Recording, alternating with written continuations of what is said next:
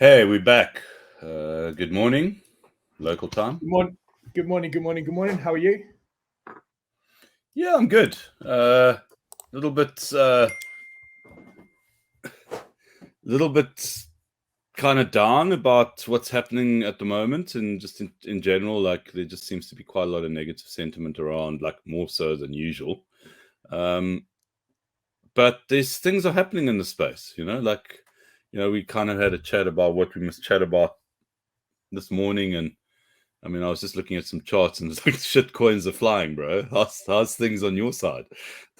Mate, I tell you what, I had to, like I told you yesterday, I had to log off yesterday, which didn't really happen too much because the amount of rope that is going on right now from like all of the little missiles that are happening, it was just like, you know what, sod this. I just need to log off. There's always going to be another one. But then it's this sense of like, shit. I was having an omelette, yeah. I was having my 4 egg and chicken omelette, yeah, for lunch, yeah. Yeah, I quickly looked on Telegram. They're like, ate this. I'm like, oh shit.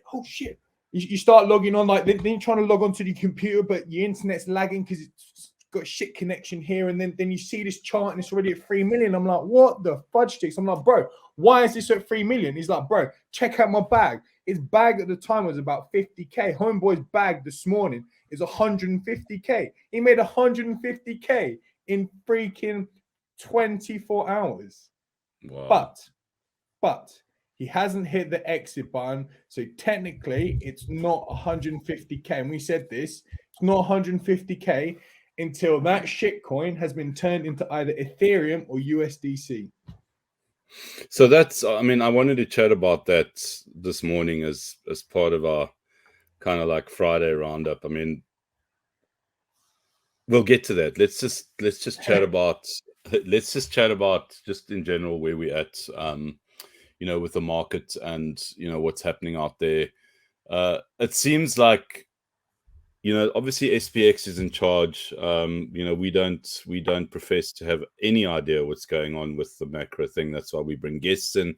We're not going to get into it, but we do know that if you take the SPX, the S&P 500 chart, and you put it next to the Bitcoin chart, SPX basically does one thing and Bitcoin reacts immediately. It's like the bots are in sync. They're dancing this dance. And it doesn't matter what's going on in crypto right now. It doesn't matter what the narrative is outside of shitcoins, of course, which we'll get onto. It's just there is definitely a musical chairs activity going on right now. And, we're pretty much at the whims and at the mercy of what's happening in the traditional finance markets. And that's in simple terms what's going on. Yeah. I mean, if you look at the bonds this morning, I only briefly had a look at them. So the image I posted on Twitter yesterday was basically like the US 10-year mooning up to its next let's quickly pop it up here. Up to its like next level of resistance. Flicked on a couple of the charts this morning just before we came on air. And if you look at the US 10-year, it is literally like on its way to 4.279%, which is its next point, which is generally huge. So I think now, like you're saying S&P, yes, I also think the bonds are in control. Dixie looks like it's coming into some like little pennant shape as well. And I think whatever happens like within the next, I don't know, like 7 days, because we're coming up to the end of the month, whatever happens now, it's going to be a violent explosion either up or down, because every single chart has just been crabbing with the liquidity spike up, liquidity spike down, crabbing back in its range. And if you, depending on if you use indicators or whatever, you can even see it on the chart, it's going to squeeze and it is going to go one way very, very quickly.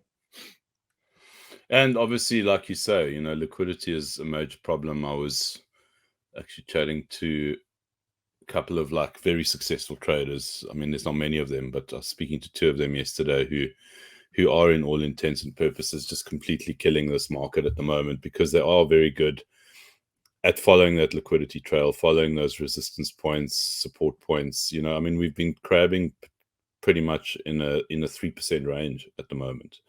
And it's pretty much for all the charts. I mean, as we know, most of the charts are following what Bitcoin's doing. I think there are obviously your your outliers. I think the outliers are Algorand. I think you've got a story to tell around that. You've been watching that story closely.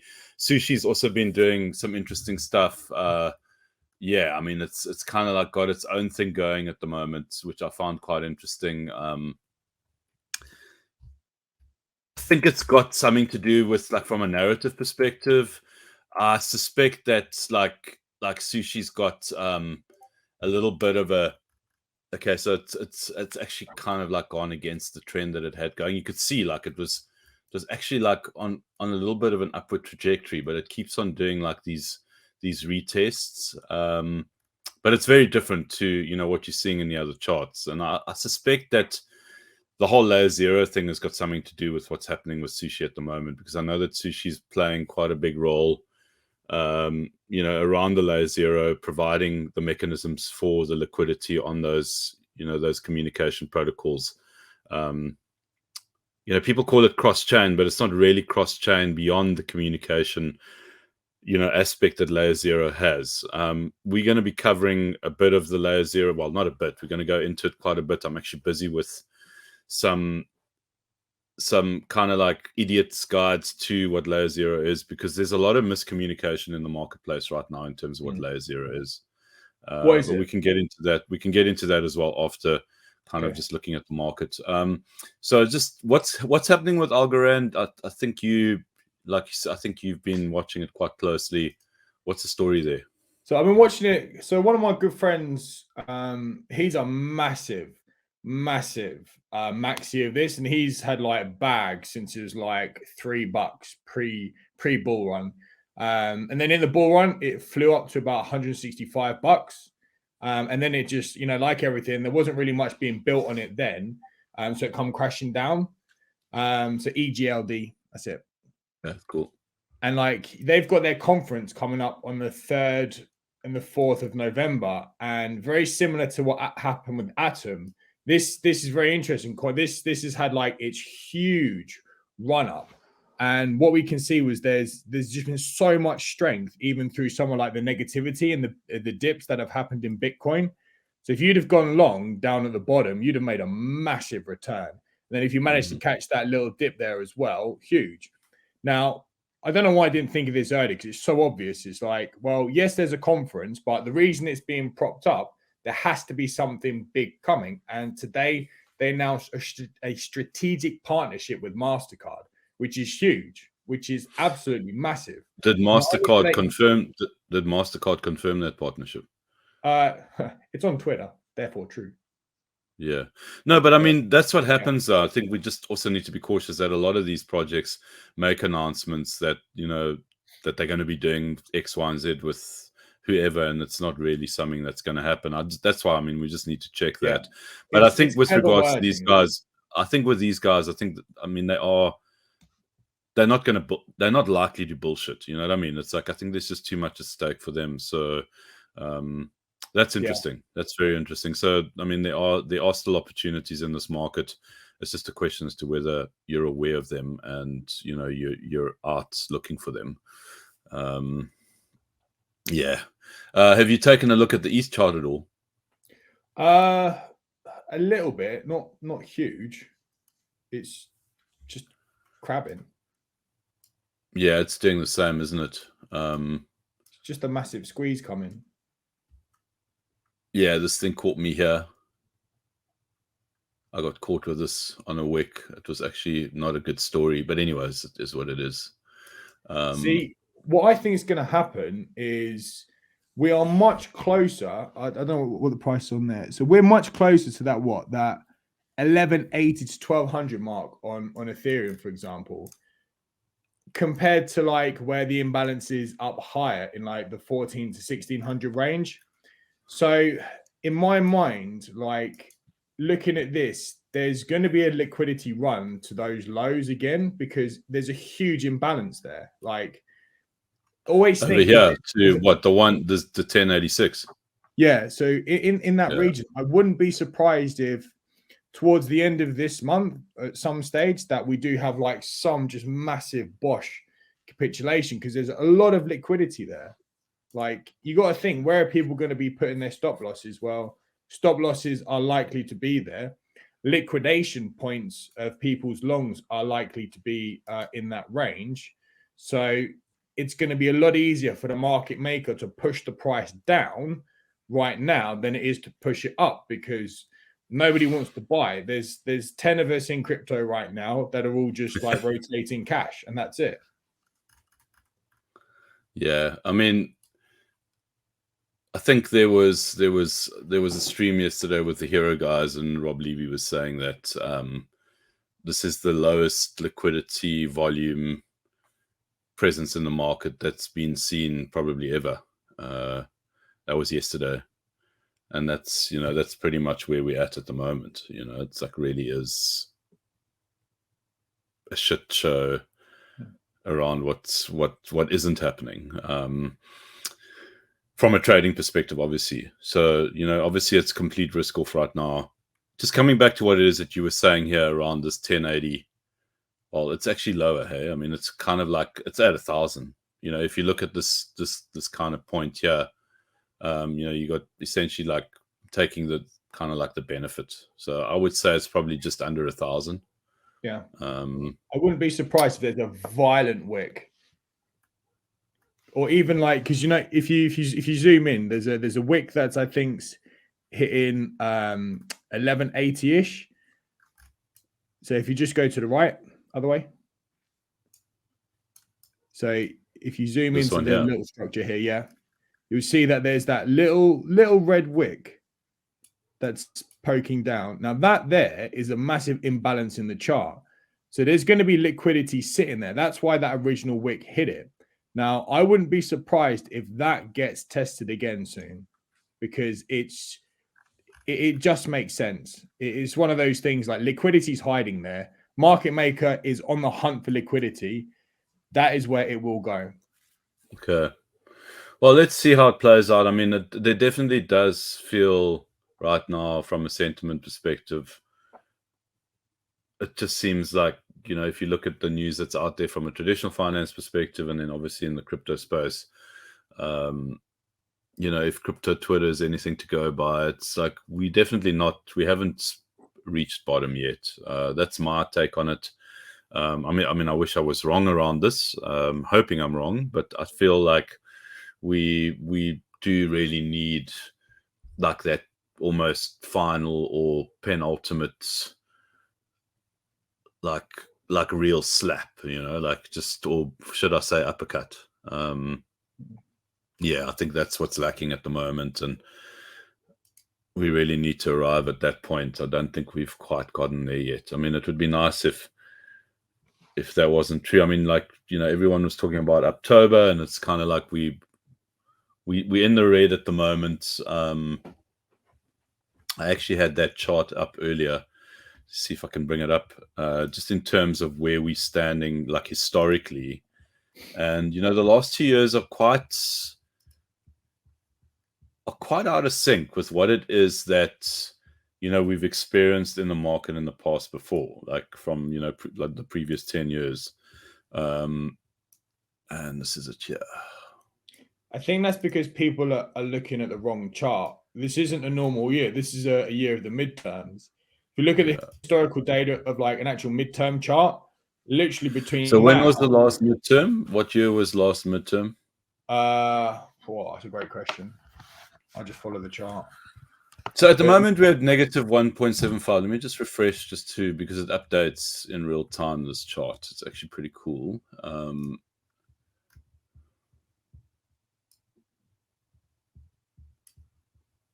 it's a chart that Brian Beamish has been quite hot on as well. So it's at minus 1.97 in terms of what Bitcoin has done, through the month of October. Obviously, October's not over yet, but based on what I'm seeing right now, I mean, are we going to bounce, and how hard are we going to bounce? Because we seem to be bouncing at like the 18.5, 18.8. I don't know where that pressure point is right now.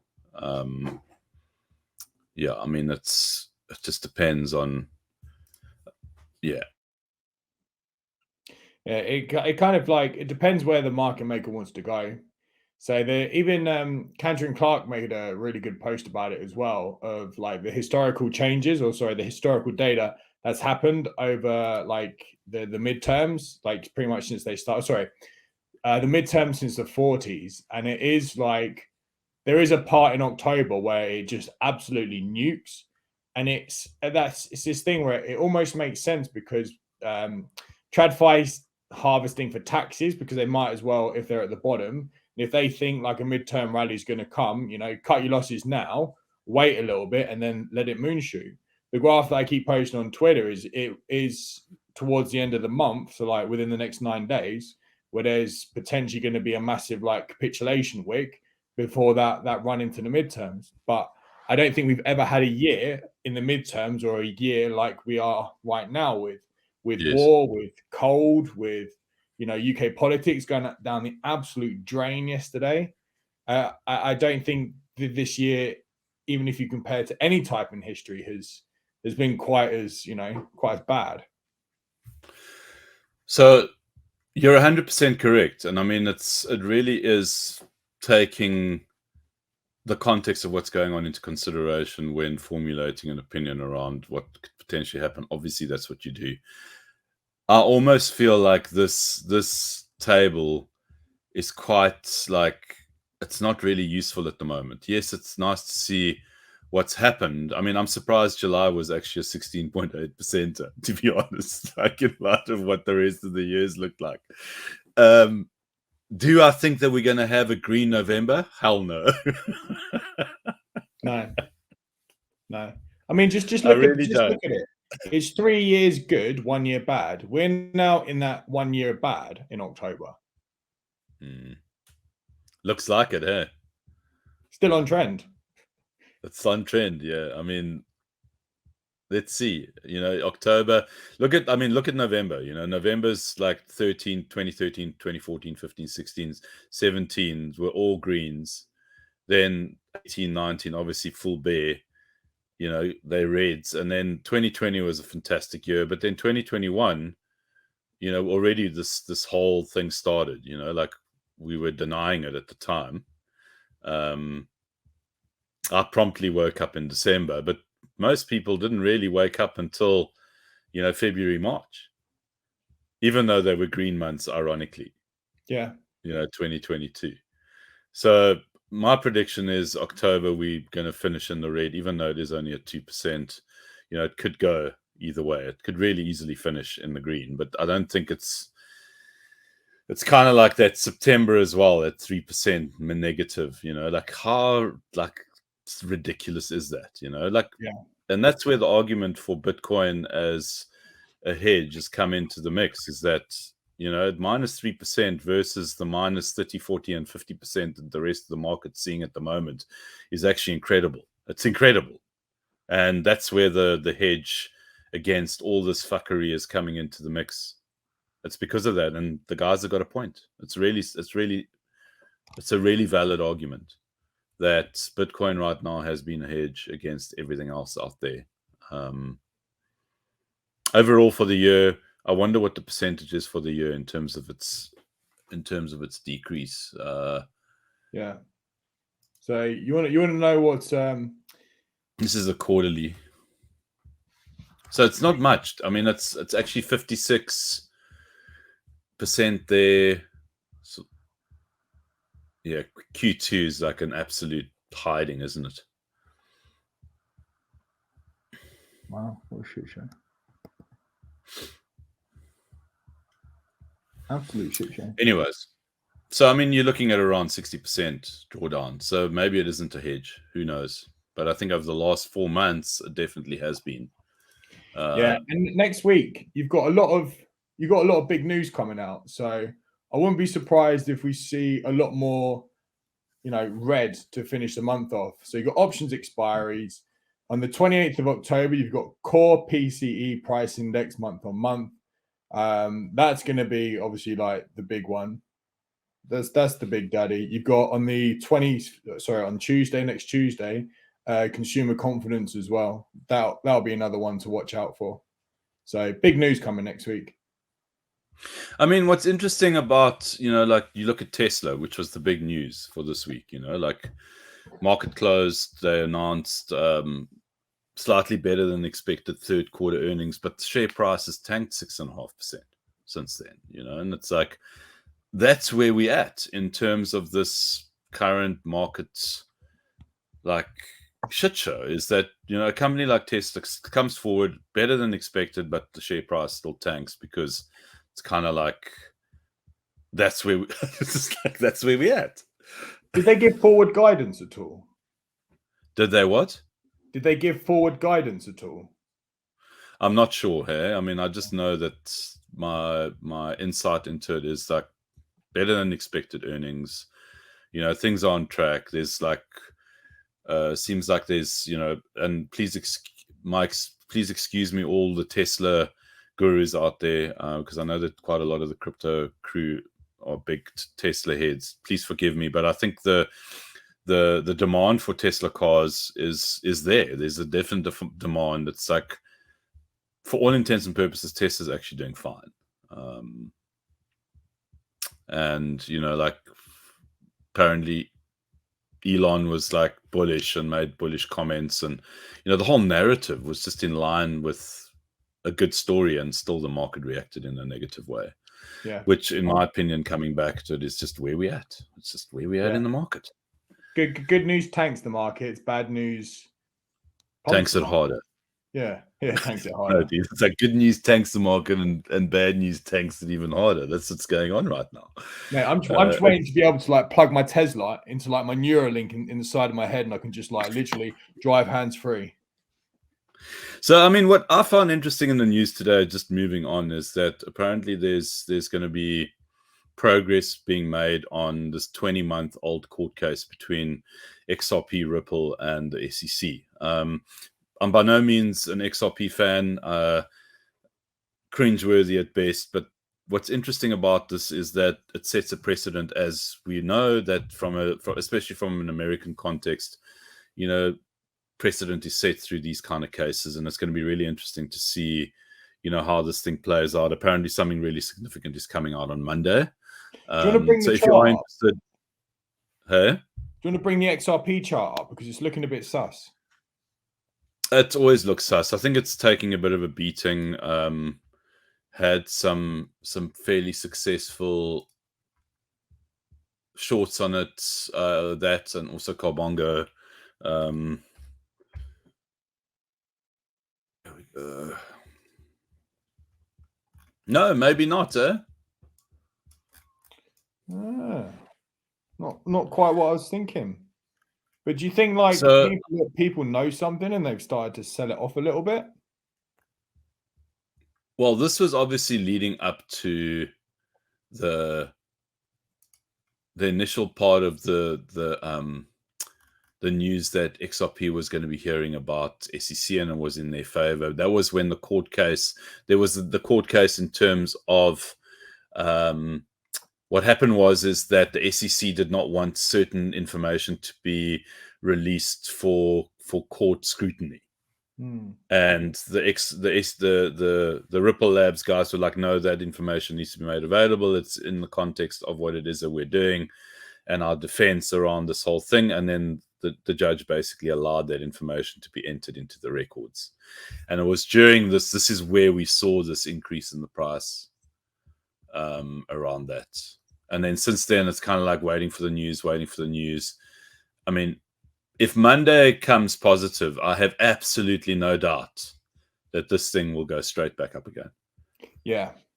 But what's super interesting on this chart as well, if you just like zoom in a little bit, you can kind of see these wicks where they've been hunting for liquidity, and you can kind of see that really big green dildo on the daily. You can see where they've been trying to bring the price down to recover that imbalance in the chart.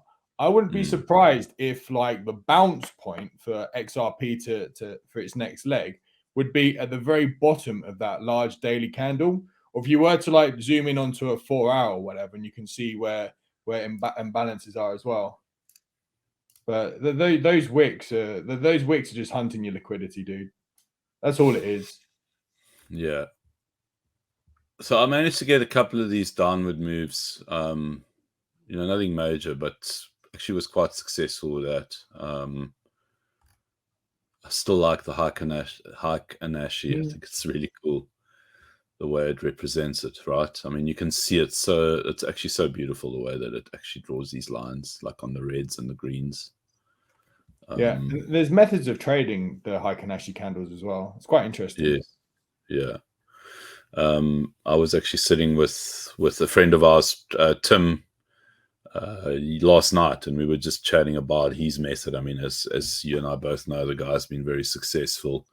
Yeah, go follow Trader Tim on Twitter. Dude is an absolute beast, man. Like, I mean, I'm in a Discord group with him, and he's calling it 80% of the time, 70% of the time when he puts a trade out there, it's right. Like literally to the cent, to the band that he draws, it basically will bounce, or it will.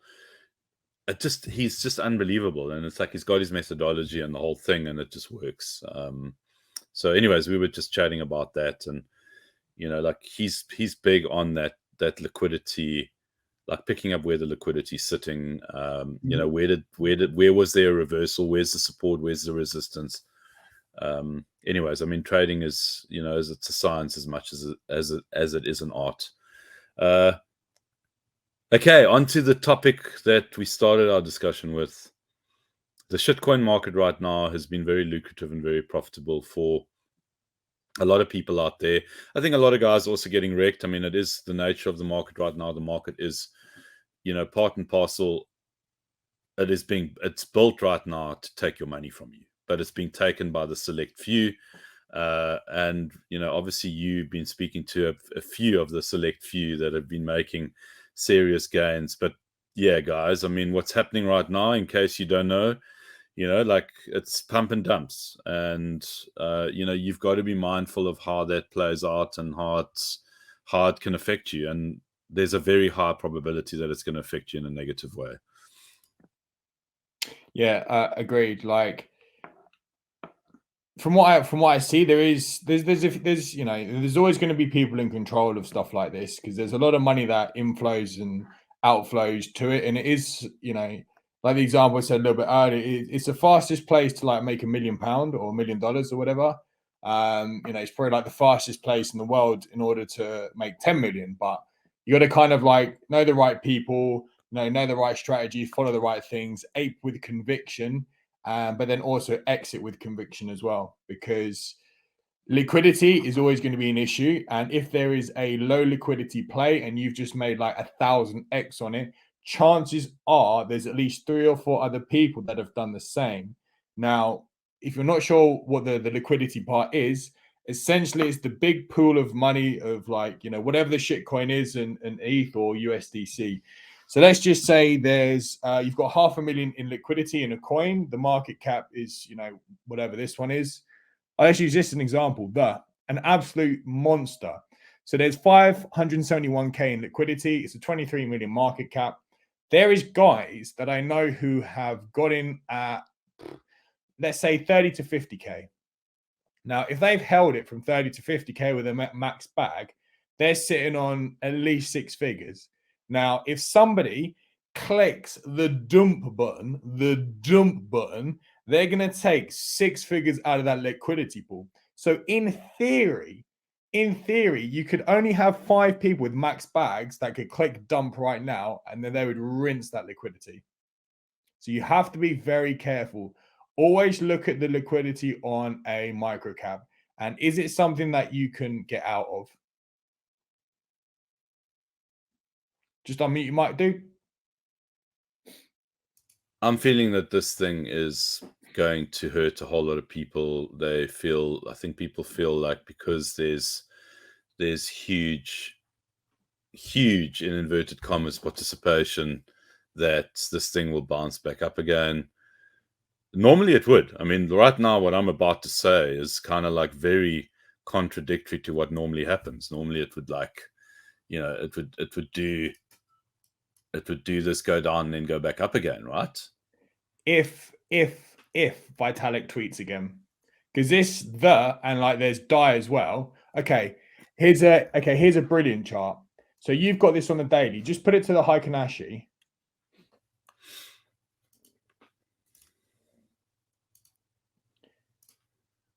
Now, Why the is one it? thing I learned in a bull run is, yeah, there you go. So keep it on the daily for me, and I'll explain this. So, a thing I learned in the bull run, and it was very interesting to see on a lot of the coins that went parabolic, and it almost every single coin almost followed it to the T. If something is going parabolic like this, it has anywhere between 4 and a very maximum. There was only one case that I actually studied and looked at where it had 8 or 9 days of pure parabolic up before the massive reversal happened. Now, what it looks like on this, we've had what, basically 1, 2, 3, 4, 5, 6. That is so overextended with people who have had 6 figures. If you're to ape in now, you need to be extremely cautious, because this candle right here now that's happening, that is, in my mind, that's a sign of, oh shit, we're taking profits. It's been going up for 5 days. I can't sit on this bag any longer. The chances of it falling from grace or having a large reversal are, you know, pretty. I'm not going to say it's going to happen, but it's very likely. Very likely. Yeah, I mean, I think for the record, guys, we're not sitting here hating on this thing. It's not what this is about. It's about trying to understand what's going on in the market.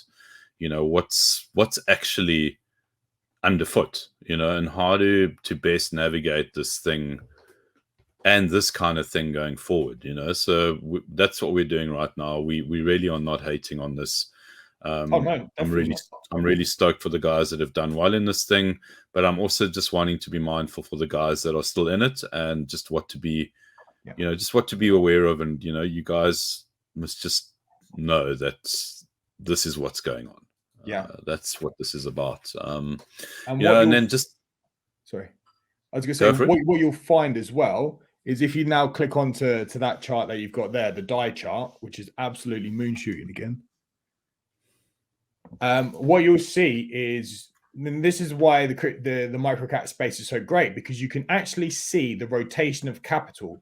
Because what happened yesterday was every single chart that was doing well absolutely tanked. Most things, and the big ones in the microcap, dropped by 40 to 60%, because the rotation of capital went from those straight into this. Die and the have been massive liquidity suckers from everything else in the market. It's fun. Yeah. And this is what happened when Colt came about. Colt took so much liquidity from everything else. It was insane to watch. And I've been watching this chart. It's just up right now. It's insane. Yeah, I mean, I prefer to stay away from these. I think we've chatted about this quite extensively. It really is a lottery. A lot of guys are specialized. This one's done really well. This one's really done well. There's quite an interesting story behind it. I've actually been quite impressed with the way that Graham has been managed from a project perspective in terms of the guy that's running it. This one's been an interesting one, because, I mean, if you look at, you know, this period over here, you know, like, people hang in there, you know, and it's back on the trot. And, you know, they've put a billboard up outside Kramer's offices, apparently, and it's just like, you know, that's what it takes in the current market to make it interesting and to create a meme out of the whole thing. And I mean, it's complete lunacy, but that's what's going on, you know, and it's crazy. I mean, it really is. Now this is now going to be all for my wallet hunters out there. So this is a fantastic chart, because just bring that Kramer chart up. We'll do the example on there. This is a brilliant chart, because this is one of CT's favorites. You know, all of the big boys in keep it normal candles for me, please. Like, all of the big boys in CT, they are pumping this, right? And you can see where it's, you know, the charts, you know, started to die down at some parts, and then all of a sudden a massive green dildo. So in my mind, I would be looking at that candle. So 1, 2, 3. You see where you've got red, and then all of a sudden it's 2 big candles up from about 3 days. No, down. Yeah, there. So I would want to zoom in on these two candles here, like onto like the 1 hour, the 4 hour. I'd want to find the exact point that huge buys, there you go, huge buys started to come in. Look at every single one of those wallets, analyze what is in those wallets. Are they CT? Are they insider? Or are they just really lucky? Then add them to basically like a tracking list. So then you can like monitor them over time. If you want a wallet hunt, that's what you're looking for in a chart right there. So you did like a really cool like alpha guide. It's actually effectively an idiot's guide to how to whale hunt from a wallet perspective in the previous newsletter that you wrote. I really enjoyed that because it reminded me of a lot of stuff that I had actually forgotten about, stuff that I was actively doing at the beginning of last year. And then there were a couple of things that you put in there that I hadn't thought about, like this example that you just brought up, like go to that candle. Obviously, there's a lot of buying. Find out who the big buyers are. Isolate those wallets.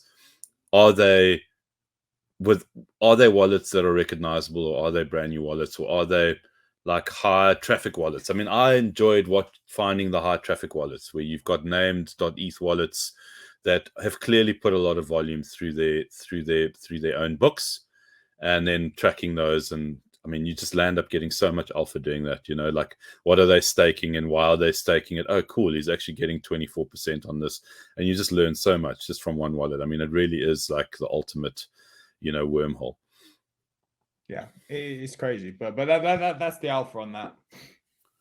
Yeah. Okay. I think the overriding message here is that there is stuff happening. I mean, despite the fact that people are angry with one another, I mean, this whole thing that's come up, over the last 24 hours with Ben Armstrong, Bitboy, and with him kind of like screaming at Sam Bankman-Fried. And it's like, I find it really surprising that's happening because, this is a PvP market.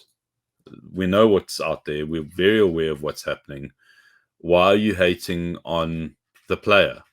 Rather hate on the game. Don't be hating on the player.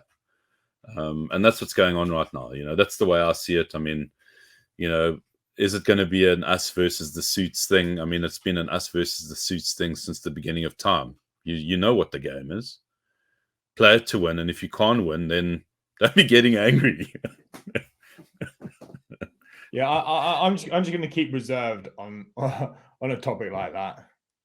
Yeah, I mean, I think it's just interesting that, and the reason why I'm bringing it up is that, it's kind of like, I think if you had to draw like the emotional chart on where are we at in the bear market, I think when people start fighting with one another on this level, I think we're getting close to the bottom.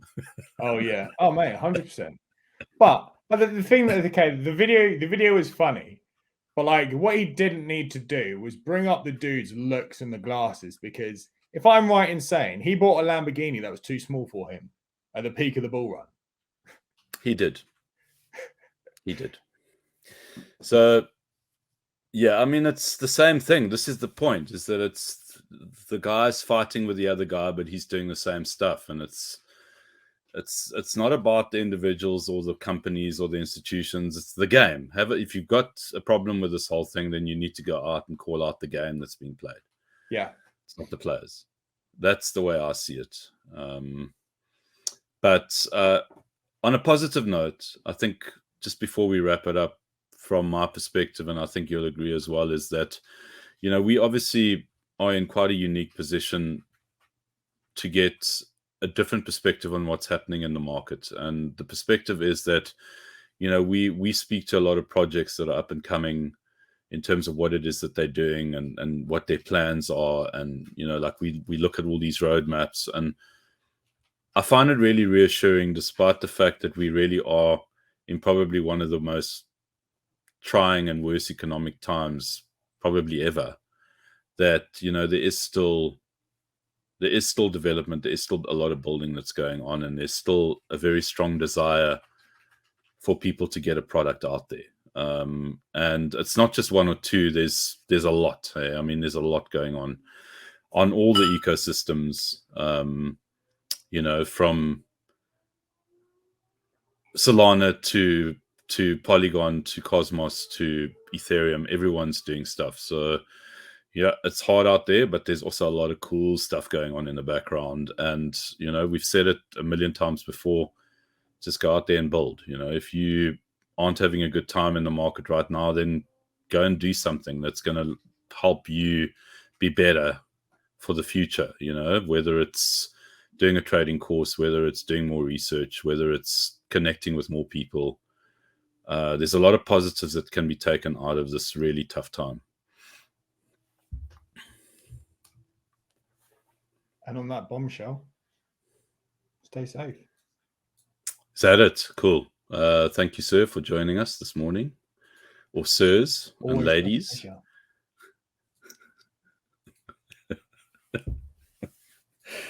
Cool. And oh yes, just remember, guys, like and subscribe. Grant will be back with us next week. He's recovering. I actually had a word with him earlier. He sounds like a blues artist still. He's definitely not well. So I think we might have been wrong about just a heavy weekend. I think maybe it started as a heavy weekend, but it definitely turned out a lot worse. Definitely no heavy weekend this weekend for him, eh? No, but he says he'll be back next week. And it sounds like he's looking forward to it. So hopefully you guys won't have to just put up with the two of us. Get a little bit of a refresher, and yeah, take it easy. Have a good weekend. We'll see you guys next week.